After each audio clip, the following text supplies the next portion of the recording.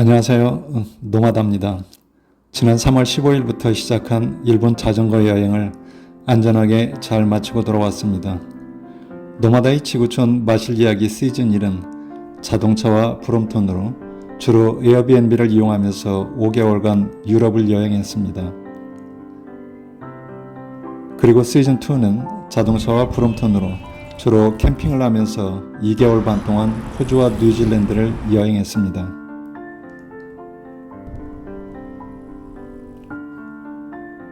그리고 이번 시즌 3에서는 일반 자전거와 배와 열차로 다양한 숙소를 이용해서 2개월간 일본을 여행했습니다. 특히 이번에는 브롬톤이 아닌 일반 자전거를 이용했습니다. 저는 비앙키 에탄올 MTB를 탔고 아내는 메리다 전기 자전거를 이용했습니다. 제가 이렇게 자전거와 함께 자유롭게 여행할 수 있었던 것은 먼저 그런 여행을 다녀오신 많은 고수님들께서 각종 SNS를 통해 공유해 주신 정보 덕분이었습니다. 그래서 저도 그에 대해 조금이나마 보답하고자 이번 여행을 하면서 보고 듣고 경험했던 정보들을 정리해서 공유하고자 합니다. 특히 이런 여행을 꿈꿔왔지만 어떻게 해야 할지 몰라 머뭇거리시는 분들께 조금이나마 도움이 됐으면 좋겠습니다. 자전거로 일본을 여행해야 하는 이유, 일본 자전거 여행의 장점입니다. 첫째, 일본은 자전거 인프라가 잘 갖추어져 있습니다. 시내는 물론 지역의 국도나 현도, 마을길도 모두 포장도로입니다. 나고야나 오사카, 후쿠오카의 경우 시내 간선도로에는 차도와 완전 분리된, 그래서 안전하게 자전거를 탈 수 있는 도로도 많습니다. 도로를 건설할 때는 자동차뿐만 아니라 보행자와 자전거 이용자를 위한 도로도 함께 만드는 것 같습니다. 많은 경우 터널들도 내부에 자전거와 보행자가 통행할 수 있도록 만들었습니다. 하지만 지형이 험악한 시곡구의 내륙 쪽은 국도나 현도에도 갓길이 전혀 없는 곳들도 있어 주의가 필요합니다. 일본은 자전거 수송 분담률이 매우 높습니다. 2015년도 자료에 따르면 일본의 자전거 수송 분담률은 17%로 세계 공동 3위 수준입니다. 네덜란드가 36%로 1위고 2위는 덴마크, 이어서 일본과 스웨덴이 공동 3위에 위치하고 있습니다. 우리나라는 2% 정도지만 그마저도 레저용 자전거 비중이 매우 높습니다. 일본은 이렇게 자전거 이용자가 많다 보니 그에 따라 법적 장치나 인프라가 잘 갖추어져 있습니다. 다들 아시는 바와 같이 일본은 대중교통 요금이 매우 비쌉니다. 택시를 타면 요금 올라가는 미터기에 가슴 졸이고 기차를 타거나 버스를 타봐도 우리나라보다 훨씬 비쌉니다. 게다가 매우 복잡한 노선 체계와 요금 체계를 갖고 있습니다. 단기 자유의 여행자라면 레일패스로 다소 절약할 수 있다고 하지만 그래도 매우 비쌉니다. 레일패스도 권역을 벗어나는 순간 사용할 수 없습니다. 도시간 이동이나 시내 이동 시 자전거를 이용한다면 교통요금이 거의 들지 않겠죠. 자동차 운전자들은 자전거 라이더들을 잘 배려해 줍니다. 오랜 세월 동안 워낙 많은 사람들이 자전거를 이용하다 보니 법적으로 강제한 면도 있겠지만 문화로 정착한 듯합니다. 도로에서 자전거 라이더를 위협적으로 지나치는 경우를 거의 보지 못했습니다. 횡단보도에서도 보행자나 자전거 이용자를 잘 배려해 줍니다.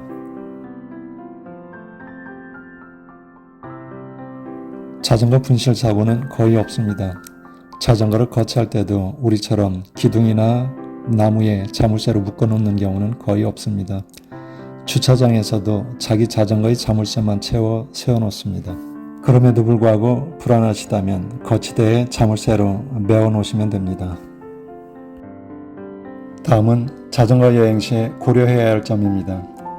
여행을 하기 전에 나는 왜 여행을 하려는지, 나는 이 여행을 통해서 무엇을 얻고 싶은지, 나의 여행 스타일은 어떤 것인지, 나의 신체적 능력과 건강 상태는 어떤지 분명히 생각하고 준비해야 할 것입니다. 이런 목적의식이 선행되어야 여행 방식이 결정될 것입니다. 남들이 모두 일본의 시마나미 카이도가 멋지다니까 나도 가봐야겠다.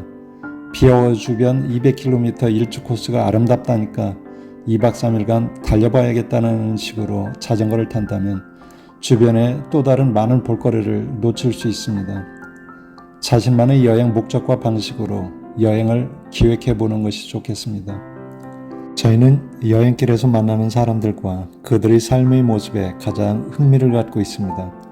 그래서 많이 달리기보다는 많은 사람들을 만날 수 있는 마을 골목을 찾고 시장을 찾고 그래서 보통 사람들의 삶의 모습을 엿보려고 노력합니다. 그래서 가급적 하루 주행거리는 40km 내외를 넘지 않으려 합니다. 그리고 여행지에서 하룻밤을 머물고 이동하기보다는 한 곳에 며칠씩 머물면서 마치 그 마을 사람처럼 사람들도 만나고 카페도 가고 맛집도 찾아다니면서 유유자적 여행하는 편입니다.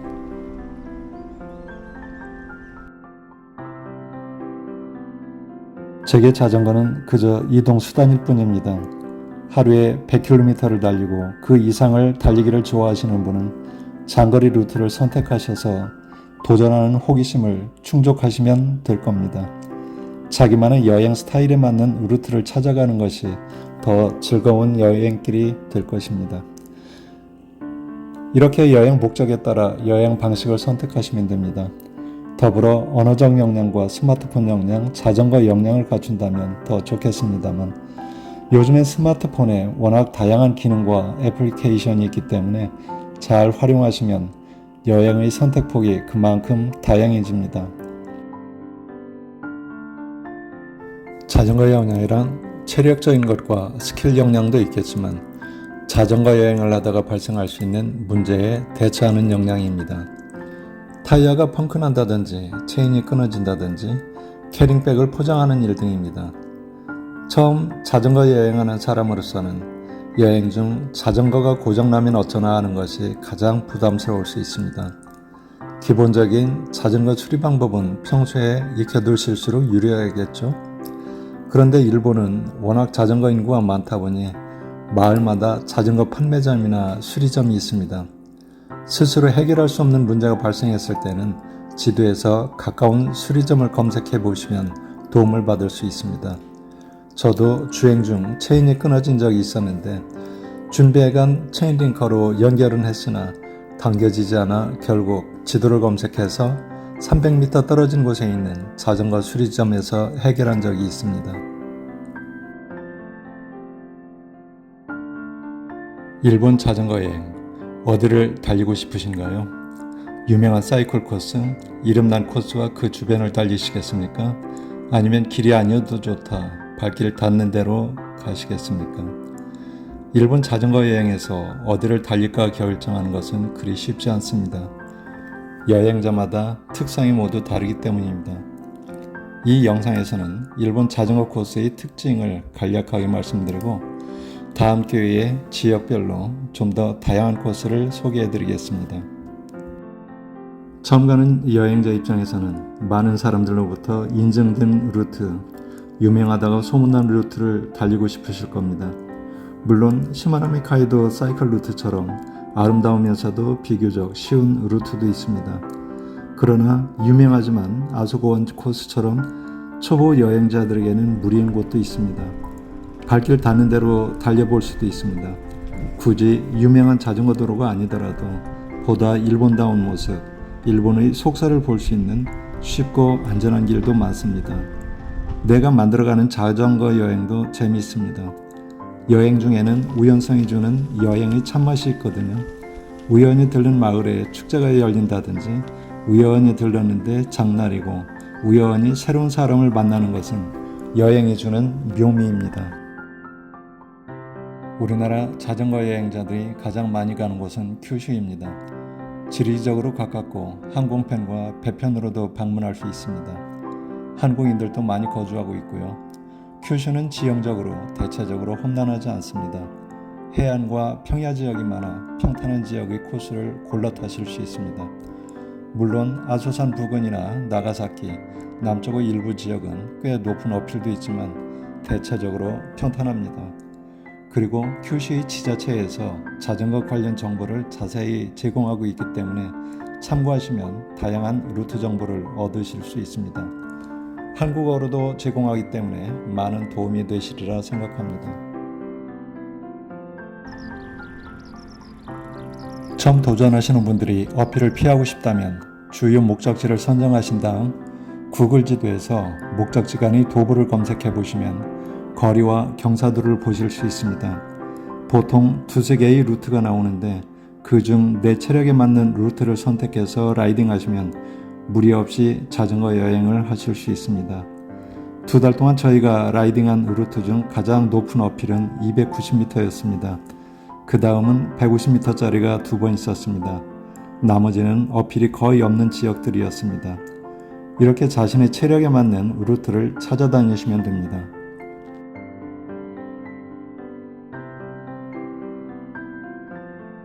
일본의 자전거 라이딩 규정은 법률적으로 우리와 매우 비슷합니다. 자전거는 차도 주행이 원칙입니다. 다만 보도에 자전거 전용 표식이 있는 경우 어린이와 70세 이상 고령자, 장애인, 그리고 교통 상황이 어쩔 수 없는 경우에는 자전거의 보도 통행이 가능합니다. 야간과 터널에서는 반드시 라이트와 후미 등을 켜야 합니다. 주행 중 휴대전화 사용 안 됩니다. 우산을 쓴 채로 자전거를 타서도 안 됩니다. 비 올 때는 반드시 우비를 착용해야 합니다.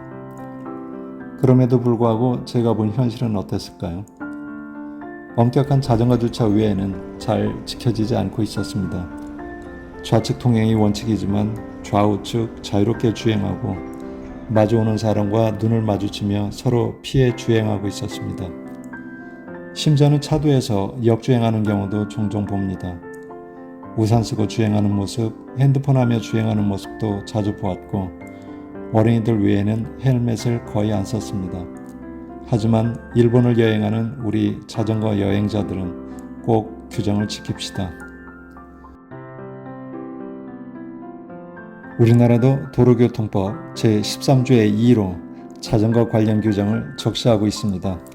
하지만 우리나라의 자전거 이용자들은 차도를 달리면 자동차 운전자들이 빵빵거리고 인도를 달리면 보행자들로부터 욕을 먹는 실정입니다. 길가에 자전거를 방치하는 것에는 매우 엄격합니다. 워낙 자전거 이용자가 많다 보니 관련 법도 매우 엄격하게 적용하는 것 같습니다. 그 많은 자전거를 자유롭게 길가에 세워둔다고 생각해 보십시오.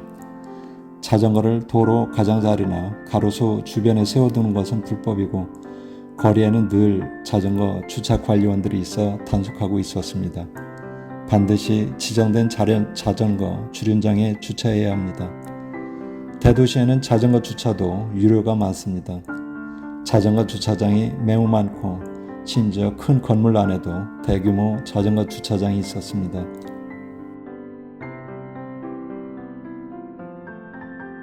다음 영상에서는 전기자전거 가지고 일본 가는 방법, 전기자전거 충전하기, 자전거 주차와 정산하기, 그리고 자전거 도로 상태에 대해 말씀드리겠습니다.